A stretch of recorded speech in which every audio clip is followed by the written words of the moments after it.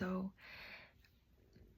yesterday I was watching, no, oh my god, yes, yesterday I was inspired and quite intuitively I wrote a poem, but this time I wrote it in Spanish. And then this morning, as I was getting ready, I put on this, like, I don't know if it was like a video or something, and it was talking about how we live too comfortably, and so we have to put ourselves in uncomfortable situations in order for us to, it's like exposure therapy, I guess you could say.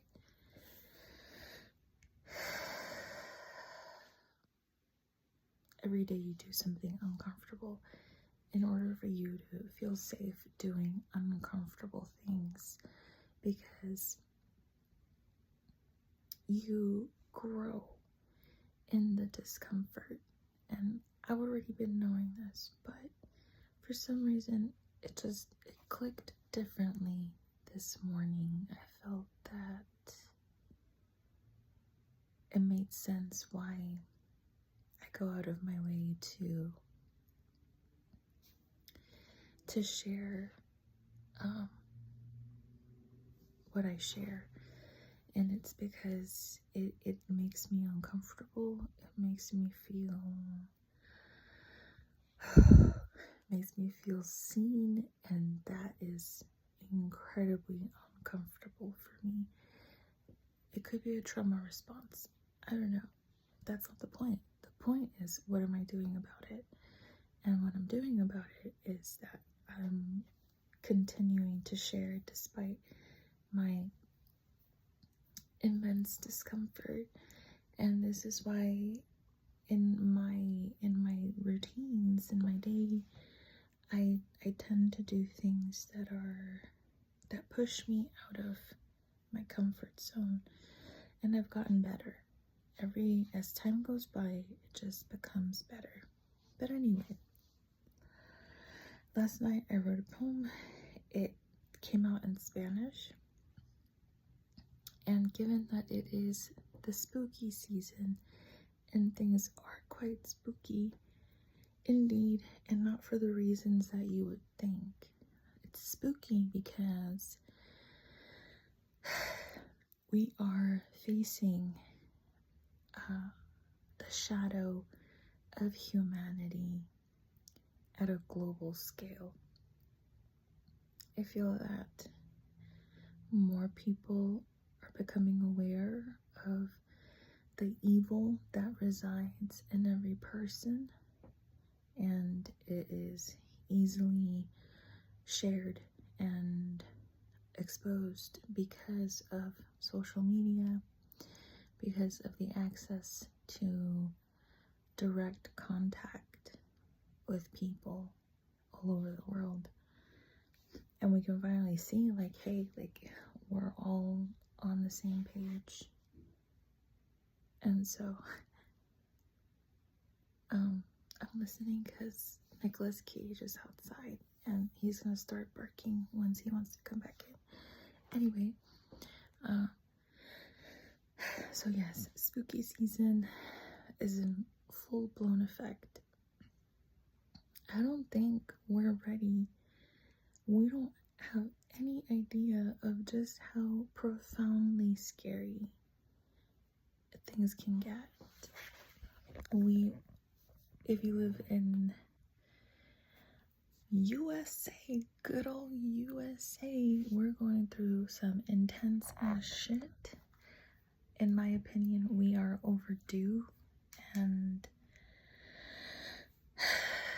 you know, it's time to own up to the bullshit that you've contributed to.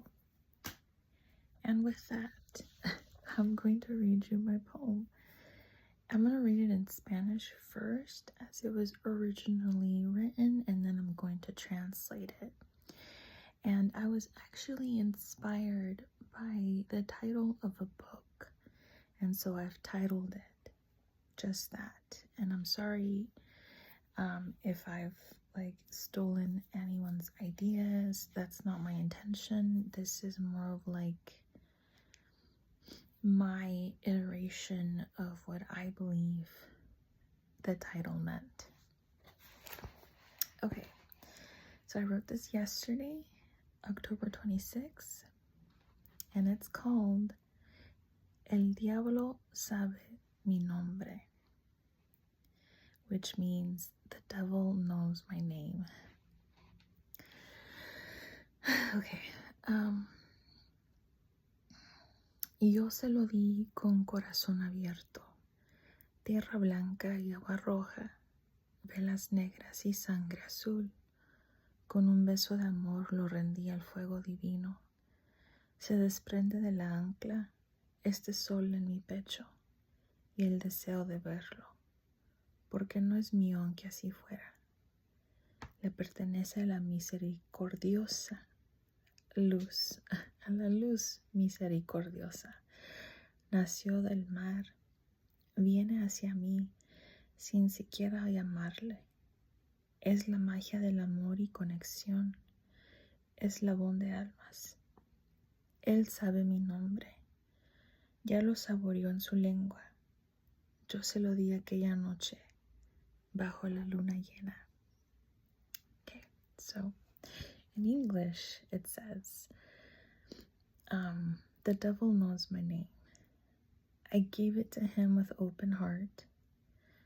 White earth, red water, black candles, and blue blood.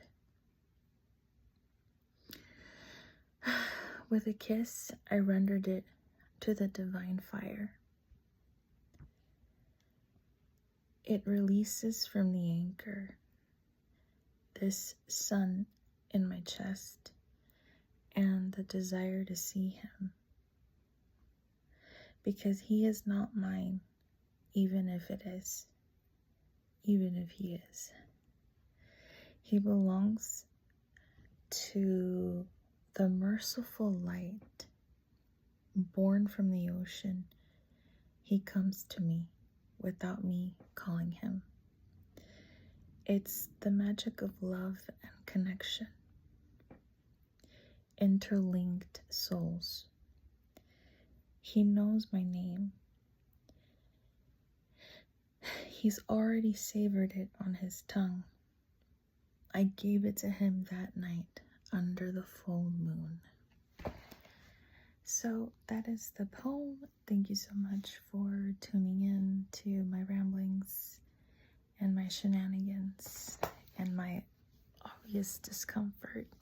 If it's not obvious, now you know. Every time I press record, every time I say something, I am in full discomfort, but the discomfort over time starts to feel less intense. It just feels like a hurdle to jump over because there is something to reach on the other side, whatever that may be. And as long as there's art and creativity and emotions, and as long as humanity suffers in the way that it does, but also the way it captures the beauty of suffering, you know, I'm just going to be here observing and interpreting it in my own way. That's Nicholas. I gotta go.